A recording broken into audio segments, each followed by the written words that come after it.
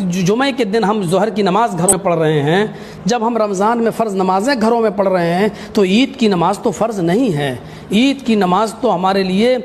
جمعے کے دن سے بڑی اہمیت نہیں رکھتی ہے، تو ہم عید کی نماز گھر میں کیوں نہیں پڑھ سکتے ہیں؟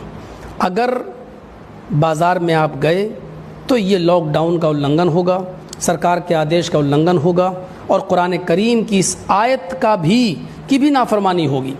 لا تلقوا بایدیکم الی التہلکہ۔ میری سمجھ میں نہیں آتا ہے کہ کیسے آپ کے دل گوارا کر رہے ہیں کہ آپ بازار جائیں اور شاپنگ کریں،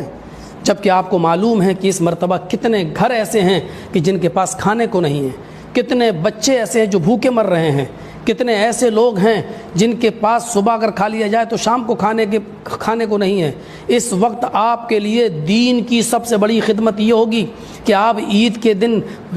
اب نئی چپلیں خریدنے کے بجائے، نئے کپڑے خریدنے کے بجائے، آپ اپنے پڑوس میں، اپنے محلے میں، اپنے شہر میں اور اپنی بستی کے ان غریبوں پر نظر ڈالیں اور ان کی مدد کریں۔ یہ سب سے بڑی دیش بھکتی بھی ہوگی اور دین کی سب سے بڑی خدمت بھی ہوگی۔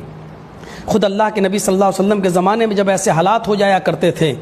شریعت کہتی ہے سخت بارش ہوا کرتی تھی،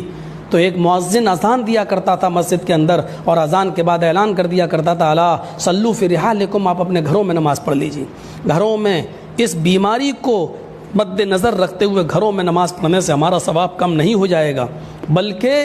ہمیں اس کی اہمیت کو سمجھنا ہوگا اور لاک ڈاؤن کا پورا پالن کرنا ہوگا، سرکار کی گائیڈ لائن کا پورا پالن کرنا ہوگا، اور اگر ہمارے لیے لاک ڈاؤن عید کی نماز سے پہلے اگر نہیں کھلتا ہے اور سرکار کوئی نئی گائیڈ لائن تیار کرتی ہے تو ہمیں اور آپ کو یہ سوچنا ہوگا کہ ہمیں عید کی نماز بھی گھروں میں پڑھنا ہے۔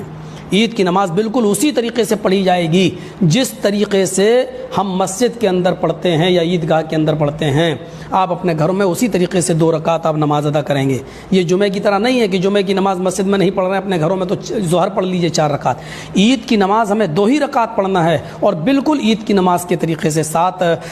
پہلی رکعت میں 7 تکبیر اور دوسری رکعت میں 5 تکبیر، یعنی 12 تکبیر زوائد۔ ایسے ہی ہمیں اپنے گھروں میں نماز پڑھنا ہے۔ آپ اپنے گھروں میں اپنی بیوی اور اپنے بچوں کو اپنے پیچھے کھڑا کر کے بھی نماز پڑھا سکتے ہیں، اس میں کوئی حرج کی بات نہیں ہے۔ میری آپ سے پھر گزارش ہے کہ بازاروں میں بھیڑ نہ لگائی جائے، کوئی کپڑا وغیرہ نہ خریدا جائے، شاپنگ نہ کی جائے، اور آپ سے میری پرزور اپیل ہے کہ اس مرتبہ عید نہایت سنجیدگی کے ساتھ منائیں اور غریبوں کا خیال رکھیں۔ یہی اس وقت ہماری دیش بھکتی ہوگی اور یہی ہمارے لیے سب سے بڑی دین کی خدمت ہوگی۔ مجھے امید ہے کہ انشاءاللہ آپ